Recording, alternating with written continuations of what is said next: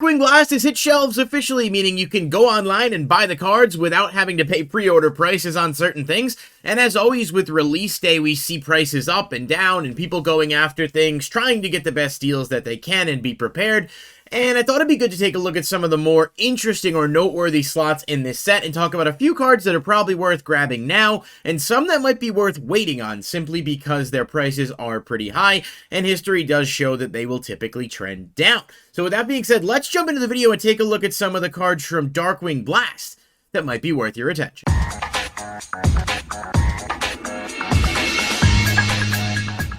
Alright, thank you guys so much for checking out the video. If you do enjoy the content and the conversation, please hit the like button and subscribe to the channel. Click the bell icon if you want to stay notified. We do post new shorts daily, and I've been trying to be more regular with other content as ideas come to me. I will admit that Darkwing Blast is definitely a set that has caught my interest as something to pick up some cards from, and as something that just kind of has intrigue for the meta. Tier elements as a whole have not really done it for me. It's just not my cup of tea, but I'm very much excited in the Kashtira archetype, especially because there is more support coming out for that down the line. So there's stuff to look forward to in the set and just some cool cards overall. So I thought it'd be cool to take a look at the current going rate for some things and talk about whether or not it's worth it to maybe grab these now before they start to go up, or wait on them because the price is likely to go down. And I'm basing this on market trends and history. I've been following the game for a long time, and even if I haven't been playing competitively consistently as of late, I have very much followed price trends for many years, and it is very sort of, you kind of see where cards go, and we're in an era now where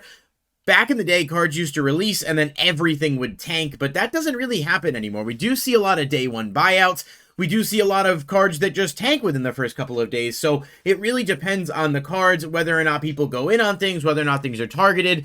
We saw it a lot with the Megatins, but that was with the announcements of short prints, half prints, where people were like, alright, we're going to buy up cards like Diviner and Lightning Storm. Obviously, this set's a little bit different because they don't short print in core sets, so first off, I want to take a look at Spellbound. Spellbound is a secret rare out of Darkwing Blast, and as of the time of this video, it's around $20 on TCG Player for a copy. It says all face-up monsters your opponent currently controls cannot be tributed or used as material for a fusion, synchro, Xyz, or link summon until the end of this turn. So people were absolutely up in arms when this card was announced as a TCG exclusive. On the surface, it does look really good, and I do think this card does have sideboard potential. It's essentially a strong counter option to specific things. I know it's got some use against Sprite. It's definitely really good against Flunder. But as a whole, I do think everybody might want to pump the brakes on this card just a bit. While it does look good, it started out pre-selling around $60 with the early pre-sales and has dropped down to $20, like I said. And I do think that price trend is going to continue. I don't think it's going to see any immediate play in anything and will be a sideboard card at best. I honestly think that you could probably wait on this card and it'll end up falling within the $12 to $15 range, if not less. There is a point I think it could bottom out and people would scoop it up and try to, have them, at which point you could see maybe artificial price inflation. But given that I don't think the card's going to do anything right off the bat, this is definitely one you could wait on and hopefully get a better deal. I would keep it in the back of your mind as a card, and if you could pick them up at a fair price, maybe do so. But I think 20 is a little high, and I do think history shows that cards like this, with their initial hype, will end up dropping before they go up in the future. Now, on the flip side of that, we've got BYSTIAL MAGNAMHUT. I don't know if I mispronounced that. That's a level 6 Dark Dragon that says you can target a light or dark monster in either graveyard, banish it, and if you do, special this card from your hand. If your opponent controls a monster, this is a quick effect. If this card is special summoned, you can activate this effect during the end phase of this turn. Add one dragon monster from your deck or graveyard to your hand, except BYSTIAL MAGNAMHUT. Now, this is a super rare in the set, and at the time I'm recording this is currently about $10 a copy, which is insane. It has been a while since we have had a super rare in a core set start out that high. This was pre-selling around $2 to $3, and then got to about $4, and then now has, nearly 2.5x'd its price. I know the BYSTIAL is definitely something people are excited about, but this is a generically strong card as well. And while I'd like to think that because it's a super rare, there's a chance that the price will actually go back down, the trending upward price, and this has just about 20 copies available on TCG Player at the time I'm making this video, almost makes me think that if you're interested in this, there's a big discussion to be had, because this could go either way. I personally, if I was building this deck, would think about picking up a playset of this now, even though it is kind of high. but there is always that chance that it falls out. This is weird because normally we don't see this with super rares, so there's not a large amount of price history to go off. Branded Opening hit very high prices for a while, but it was the only card that didn't really get reprinted with the structure deck stuff, and it was a little bit older. It had been out for about a year by the time that set had come out, so Dawn of Majesty wasn't as readily available. I do think a lot of people will be cracking this set open. This is one I think you're really on the fence. I think you could be okay waiting, and it could definitely drop to like a $5 to $6 range. But if the deck has a strong showing at the YCS or whatever, this price could just keep surging upwards if people double down on the buyout. So I would say definitely make your own decision on this one, but I think you can go either way. You could either buy these at 10 and maybe you take a couple bucks loss if the price goes back down, but you have your playset and you're good to go. Or you could wait, try to get them, at 5, 6s each and save, $10 total, if it does, bottom out as more copies hit the market. So this one's interesting. I'm going to be watching the trends on this one for a bit because I do want to see what happens with it. Next up is Kashtira Unicorn. This is a level 7 Ultra Psychic. If you control no monsters, you can special this card from your hand. During your main phase, you can add one Kashtira spell from your deck to your hand. When this card declares an attack, or if your opponent activates a monster effect, you can look at your opponent's extra deck, and if you do, banish one monster from it face down. Now, this is obviously not as good as Fenrir, which we'll get to in a moment, but Unicorn is a very good card in its own right, especially as the Kashtira stuff gets more support in the next core set.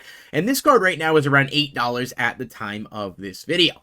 Now, I do think this card has a chance to drop a few more dollars. It was pre-selling very high at first, and that's a hard margin to look at because the TCG player price system for pre-sales is so flawed, but I've seen pre-sales on other sites closer to, $12 to $18, some even a few bucks less, some a few bucks higher. This was pre-selling at 30 but on TCG, but that's kind of a misleading stat, I think. Unicorn right now looks like a card that's going to have real future potential, and I feel pretty confident in thinking that the price of this is going to drop more before it goes up. I think you wait a couple weeks, this could very well hit like $4, and then you buy them up. I think as Photon Hypernova gets closer, you could see this card start to be targeted, going up in value.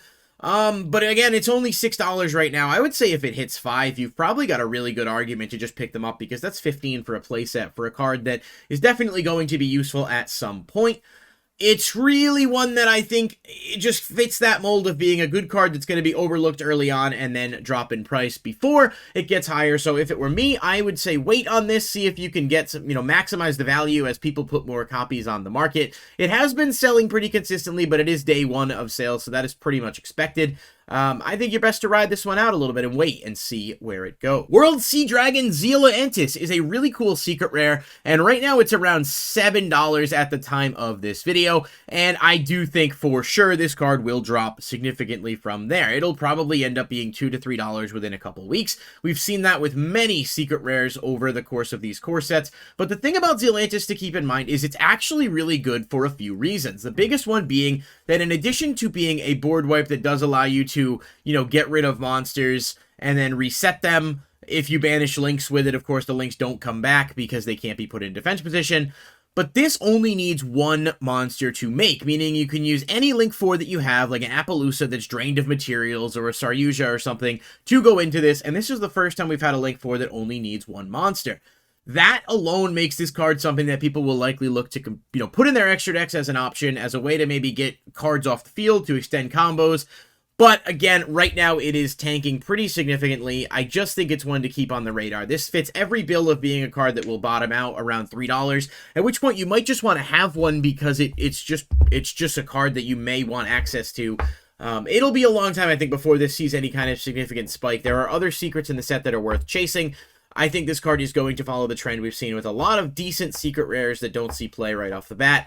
It's not like Link 4s are super prominent right now. There are some that see play, but Tearlament's definitely the best deck in the format. Sprite is up there. This is not going to be like an urgent rush unless you're playing something that utilizes things like Appaloosa and Saryuja, in which case you might want to consider it. But I do think you can absolutely wait. This is trending downwards, and I think it's going to hit a lower price before it has any real future potential. Next up, we've got Destructive Daruma Karmakin, and this is the ultra rare TCG exclusive, basically a better Book of Eclipse, and it's honestly really, really solid, but I don't think it's going to be a main deck card, and that being, sort of something to take into consideration with a current price of $8.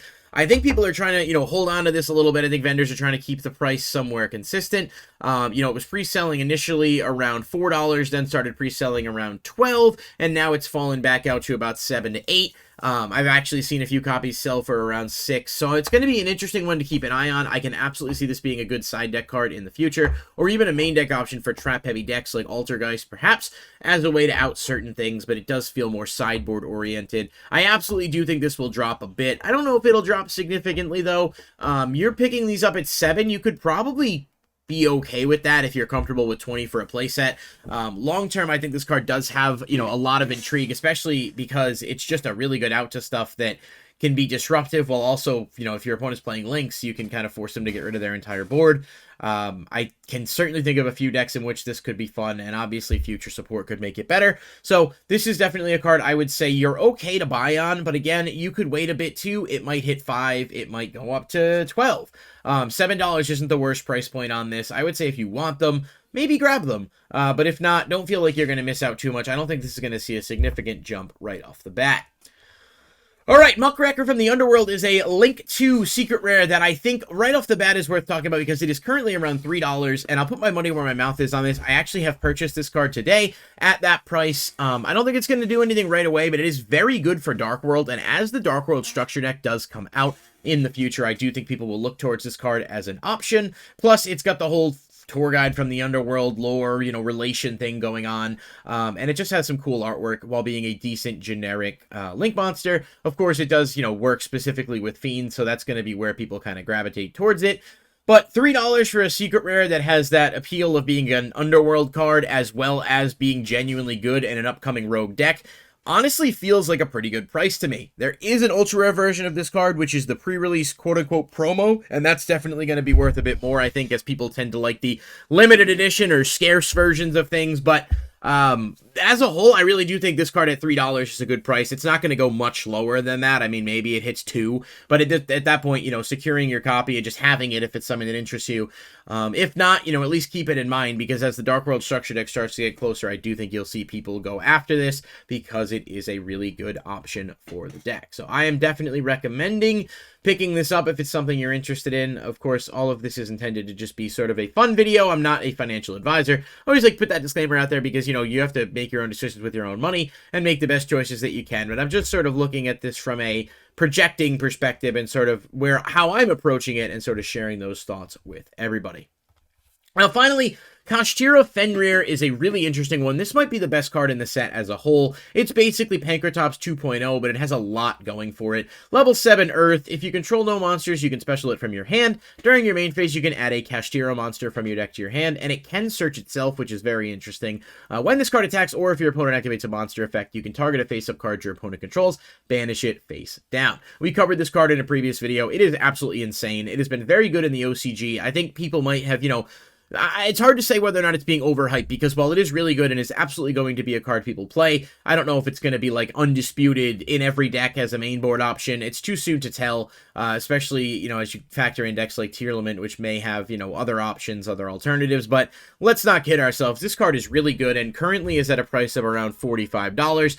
I honestly don't know whether or not it's going to go down more before it goes up. It was pre-selling at 45, it dropped down to about 40, which looks to be the lowest point, and now it's back up to about 42, 43. It's really hard to say because I don't know whether or not this card is going to have an immediate impact and is going to spike more significantly, or if it's going to settle out to a more reasonable rate and this is just early weekend hype. So against my better judgment, I am waiting on this. I'm going to hope that it will bottom out a little bit as people open more product and more copies hit the market. But the thing that concerns me is there's only 25 listings of this available compared to some other ultras where there's many, many more copies. So I would definitely say do your best judgment on this. Trend-wise, it's hard to project because we don't often get ultra rares that are just like generic staple-esque cards that could be splashed into everything. It's been a while since we've had one, so I really don't know exactly where I would predict this ending up. But I'm excited to watch it. I do want to pick this card up at some point, but I am going to wait. I think 30, 35 would be the targeted range, but we'll have to see whether or not it even gets there. Overall, I mean, if you plan on playing the card, I guess, you know, spending 40 isn't the end of the world. 120 for a playset. You have it, you'll probably get some use out of it for a long time, and you know it's safe from reprint for a while. But that's a steep price for an ultra that you know, is relatively unproven in the TCG side of things. As we know, just because something does really well in the OCG doesn't mean that's automatically going to translate here. So just something to consider as you go through. All right, guys, that's going to do it for me. Let me know what you think about these picks. Are you going to grab any of these cards? Are you going to wait? Are you, did you already pull them, pick them up? What do what do you think? Sort of like to interact in the comments down below. And please like the video and subscribe if you enjoyed the conversation. I'll catch you guys in the next one. Good luck with your Darkwing Blast Pulls. Peace.